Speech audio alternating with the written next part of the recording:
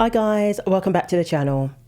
So more and more people are weighing into this recent news that Nike is funding research that aims to look into the effect of puberty blockers, various medication on young boys who want to compete in women's sports against girls. But this research seems to want to look into it to justify boys competing against girls. So in a recent New York Times article about San Jose State and Blair Fleming, there was a little hidden piece of information that pointed towards Nike's agenda.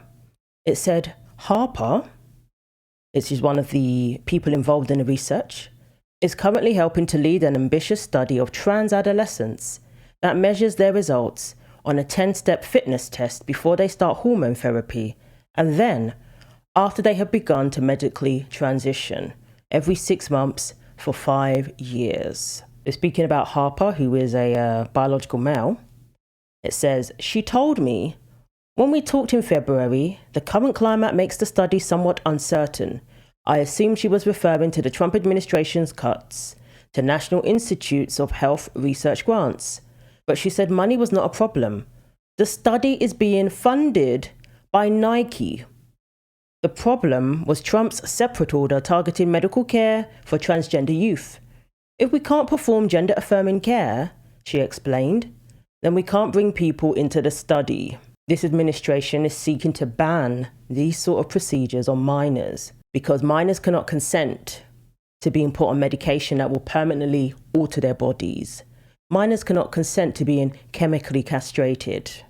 So now their concern is having enough candidates for such studies. I hope they don't even find one. You know what was also buried in the New York Times article this week, and that Nike is funding research that basically experiments on little boys to understand how much they can be hampered or impaired so that they would be able to compete with little girls and not stand out too much. I mean, what is going on? Yeah. Brands are performing medical experiments. You got to walk away from these brands. This was written in the New York Times. So Outkick reached out to Nike to find out if they can confirm if this is actually true. This is written about your company. Is it true that you are funding such research? And they never got back to Outkick. Well, apparently they have now responded, and even the White House is weighing into this.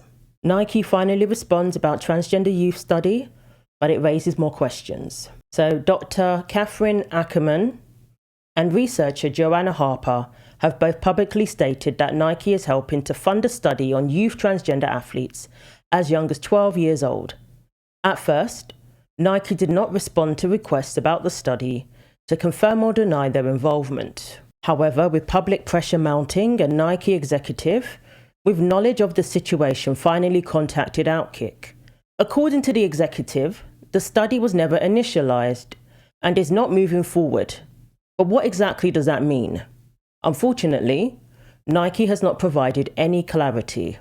So it seems that they were involved in this study, they were funding this study, but it's not moving forward. Perhaps because the Trump administration's executive orders and threats to remove federal funding means they don't have the candidates for it. So Outkick asked the executive if Dr. Ackerman and Harper were wrong in saying that it was funded by Nike. This is something they have said multiple times since 2023 and as recently as this year. The executive said no one was wrong, but that there might have been some gaps in the information chain. Again, what does that mean? So they weren't wrong in saying that it was funded by Nike. I think it's pretty clear. This is what Nike were involved in. This is what their intentions were. To see how they can sneak in boys into girls' sports and justify it by saying, oh, they're on medication. They're essentially female because they've been damaged by all this medication. So, they haven't reached their full athletic potential. So that makes them women, apparently.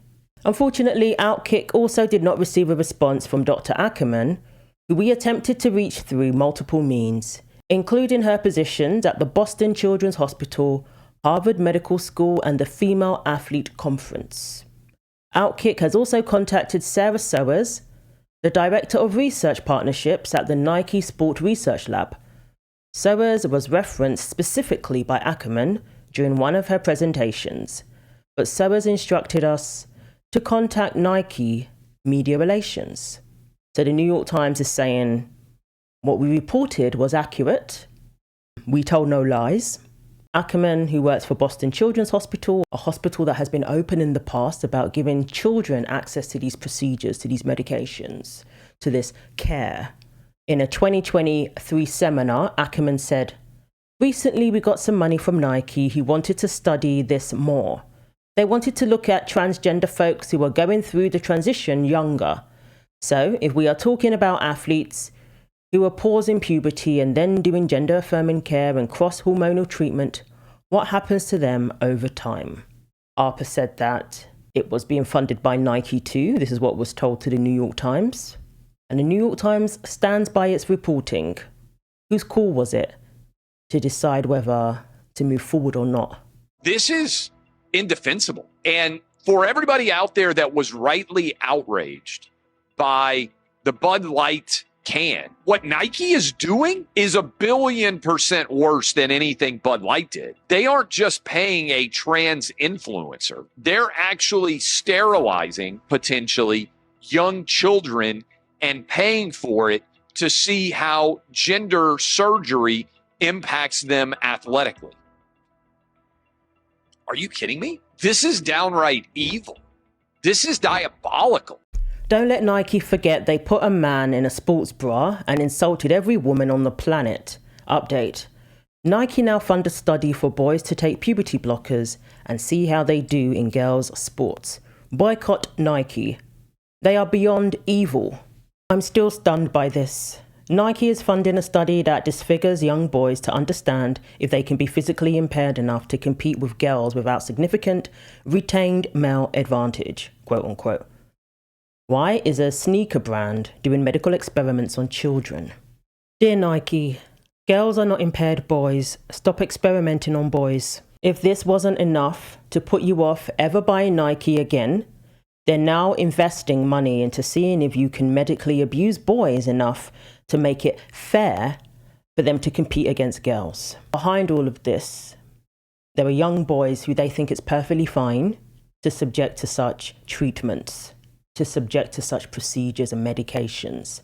Boys as young as 12 who obviously can't consent to impairing them going through puberty, who obviously can't consent to having their bodies permanently altered, to not growing and developing proper reproductive organs, all for cosmetic reasons so they can be passing. Not only are parents lied to by so-called doctors, they're also told that the earlier the better. And now for the purposes of sports, that message is being pushed, that the earlier the better, the more likely they'll be allowed to compete in girls' sports, or fool everybody and sneak their way into girls' sports. And Nike have confirmed that they were involved, at least in the beginning stages, at least in the planning of such research, that was their intention. It wouldn't surprise me that the only reason this is not going ahead is because of the recent administration's stance on such procedures for minors. Where would they even get the candidates? Thank God they're unable to get the candidates. Not one kid should be subjected to such experimentation. And thankfully, detransitioners and children who were subjected to such abuse can now seek legal recourse for what was done to them by so-called doctors who should have known better. So a senior White House advisor working on the Make America Healthy Again campaign says mainstream health agencies are committing war on kids. There are dark, dark things happening to kids. How else can you explain, to this day, the American Medical Association says it's okay to have gender-affirming care for a 2-year-old. Nike appears to have been involved in funding studies on transgender minors to see what the impact of these blockers are from an athletic perspective on young kids. It's a crazy story. We're really kind of diving into it. I'll share more links on it with you because I think you would be fascinated by this. They're sort of obfuscating in terms of exactly what their responsibility is, but we've got a bunch of stories up about it on Outkick. What does it say in terms of the gender universe that we have created when you are medicating kids before they're 18 years old? Some of this time it's leading to sterilization. There are all sorts of awful results that can come from this to this day. As we sit here today, the American Medical Association says it is okay to have gender-affirming care for a 2-year-old. It's unbelievable. The American Medical Association, which is endowed by the government to create the logic for codes that underlie $2 trillion of federal healthcare spend on Medicare and Medicaid. That is what they're saying. The American Academy of Pediatrics, to this day, has a website saying it is bigoted to not affirm a child's gender and provide them medical care. That is today. The American Academy of Pediatrics, currently a doctor can lose their job for going against their guidance. They set the standard of care. This is what Secretary Kennedy is talking about. These institutions are completely captured and verging, I mean, in many cases, are practicing evil. They are making medical care, I think, are committing war on kids, and it is corporate interest, 100%. The gender transition industry is massive. It's billions and billions of dollars. So I looked at the pharmaceutical industry is the top funder now for the Human Rights Campaign. You know, the Human Rights Campaign started to argue for gay marriage, 10 years ago. And it's funny, in D.C., when you have a group and you get what you want, you're not going to shut off, you're not going to shut it down. Yeah. It's like, oh, we're going to go raise money from pharma and talk about gender. It's insane. To think that a brand, a sporting brand, has a vested interest in funding such research is absolutely disgusting. So, as far as I'm concerned, Nike have not denied the allegations. It seems that it's true. I mean, they said themselves that, yeah, we were involved, but we're not moving forward with it, or that it's not moving forward.